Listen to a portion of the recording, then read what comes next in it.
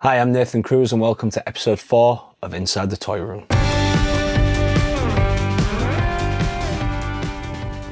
Today we're going to be talking about Spider-Man the Animated Series. Now, Spider-Man the Animated Series first aired in the 19th of November 1994, and it was basically from the success of the X-Men Animated Series that we got these. Now, these are some of my favourite action figures. I go on and on about artwork on boxes, but I mean, just look at that. That is beautiful. That in itself, I mean, I had a hard time as a kid even taking these out of the box just because I thought the artwork was so good. In fact, I remember keeping some of them because I wanted like the cityscape, and I used to put them behind buildings so Spider-Man was whipping through it or whatever. Spider-Man itself has had a pretty shaky toy history, to be fair, and in fact until these came along none of the action figures had really done that well. But again, thanks to the good people at Toy Biz, we got an amazing toy range. There were so many different figures, there were so many different vehicles, things that Spider-Man had never even used, like a spider car. I remember my best friend Matt Myers, he had a spider car, Spider-Mobile, I guess. Now, one of my favourites was Venom.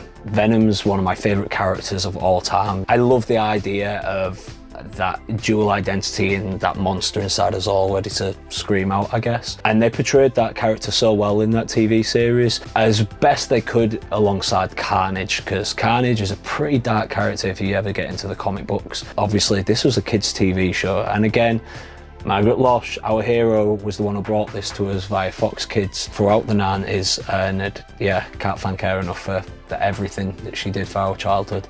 But yeah, these were some of the toys that I really wanted to start collecting. Venom was the one that started the collection, just right there. That was the first animated series Spider-Man figure that I got, and then shortly after I started collecting a few of the others, which led me to getting these guys, which is Venom Planet of the Symbiotes. Venom's face just looking absolutely evil, and then all the different symbiotes, Riot, Hybrid, Scream, Lasher. I just had to collect these, and again, just look at that artwork on the box. There was a different version of Venom that came out, and it's a green action figure, a green version of Venom, the Madness. That figure's so rare and so expensive. Again, much like Kip Killigan from the Small Soldiers, or Battle Changing Kip, sorry, or Battle Changing Archer, that are in the hundreds. You're looking at the same for that version of Venom. I've actually seen that sell on eBay for £330. I was outbid. I only put a maximum bid of 200 in, but that's that. But I still have 5 of the collection from Planet of the Symbiotes. Planet of the Symbiotes was actually never a part of the TV show. It was based off one of the comic books that was released in the 1990s.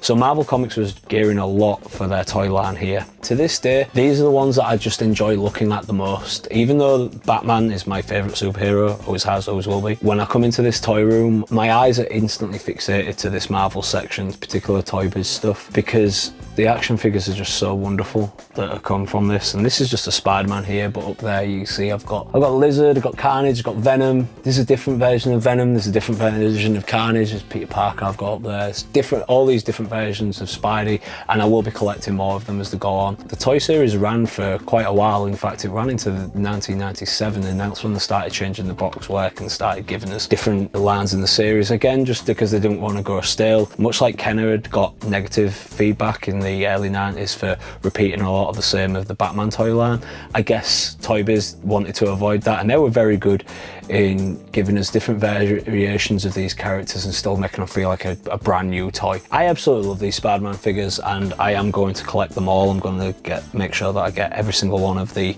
small figures. They also released some of the 10-inch figures, much like they did with the X-Men, and some of the play sets for these were incredible as well. Like, I've had a look at them online, and I'm pretty excited to be sat in a bigger toy room one day with all those play sets set out, but my fiance don't know about that yet. If you are enjoying this series, please like this video, share it online, subscribe to the page, hit the little bell so you're notified, all that good stuff, so that I can continue bringing this content and showing you inside my toy room. Because next week's episode, we're going to be covering something that I think everybody in the 90s was aware of this, whether you liked it, you disliked it. If you was a parent, you probably disliked it. If you was a kid, you definitely liked it, let's face it. And that's Mighty Morphin Power Rangers. Next week, it's gonna be morphin' time.